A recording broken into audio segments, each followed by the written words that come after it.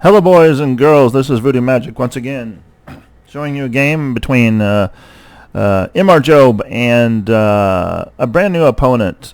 He's been destroying the field, and they think that he's going to be a challenge for MRJobe. So let's see how it goes. I don't have much hope for him, but let's see how it goes. So MRJobe starts off with the H rook. He takes off H7. And the guy he's going against right now, it doesn't have a name. He stays anonymous so that he can look really cool, I guess. I don't know. So MRJobe takes the rook after the rook takes his rook, and then he traps the bishop against the king. Then he moves in and attacks the pawn. Now there is something quite interesting that could possibly happen right now, and we'll see how it goes. Now this is actually not going to move backwards. That would be kind of weird, wouldn't it, with this weird arrow? But let's see here. He's just made an escape route, as you can tell, and MRJobe places the bishop there to cancel the escape route. But then he gets, if he were to do that, he would have got eaten up pretty much immediately. But he didn't do that, so there you go. Now he moves his rook into position, and the knight could take it, and the knight did take it, so there you go. So he moves into another position. There's lots of positions in this game, and he takes his position. Now MRJobe decides to go for Baroque here, and he starts just eating pieces up. Now, once again, he's pretty much forced to take that because a rook up there could probably destroy everything known to man.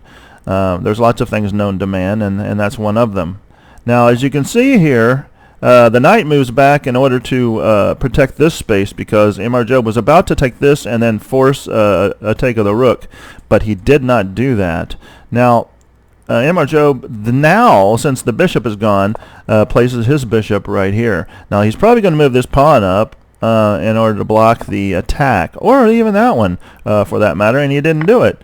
He says, hey, I want to give you a pawn. He probably saw that he could actually do this right here. So he goes ahead and he takes the knight. Now this particular space is wide open. The next move of MRJobe is to put his rook next to the other rook, and it's pretty much disastrous. Now the queen is really not in a good space to do anything right here. If he takes this, then the king is going to take him right back. So what's he going to do?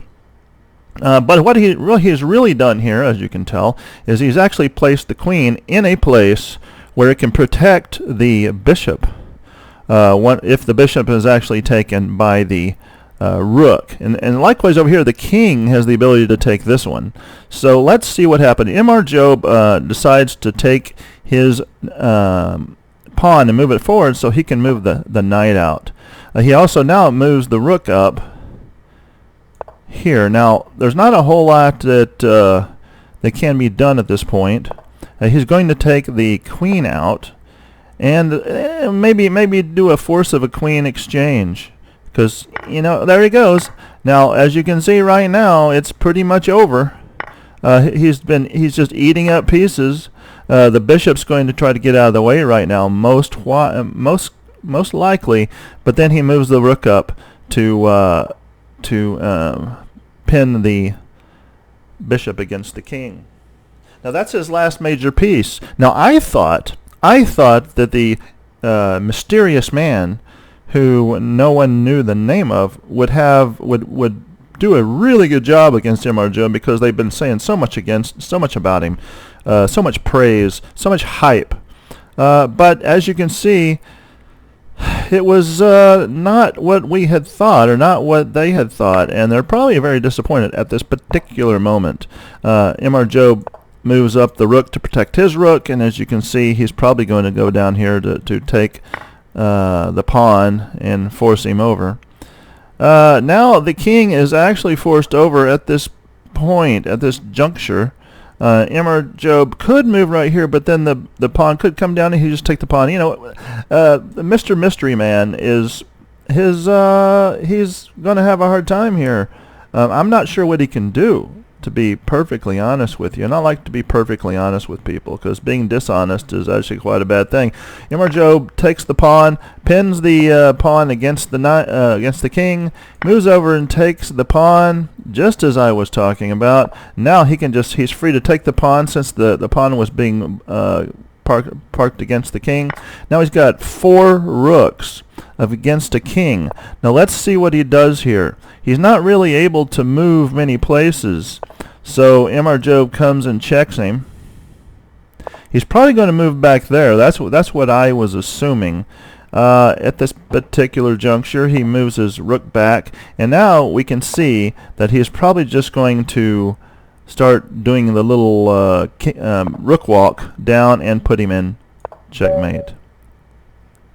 Now that was Stockfish 8, as you can see over here in the upper right hand corner. Actually, Stockfish 8's implementation of the reenactment of this whole scenario done by the Mystery Man. Looks like the Mystery Man once again is not, as like anyone else, is not able to circumvent the absolute, complete, and utter destruction that MRJobe does to all the other players. So there you go. Once again, MRJobe just terrorizes people. Absolutely terrorizes people. It's a sad sight. What do you do? What do they do? What do we do? I'm going to leave you with this, and I want your questions and comments, your likes and subscribes, to build up this channel so that we can have more videos like this, mostly showing MRJobe just completely destroying people. I hate people that are destroyed, but hey, that's the way it is. So take care. I'll be seeing you very soon, and until then, bye bye.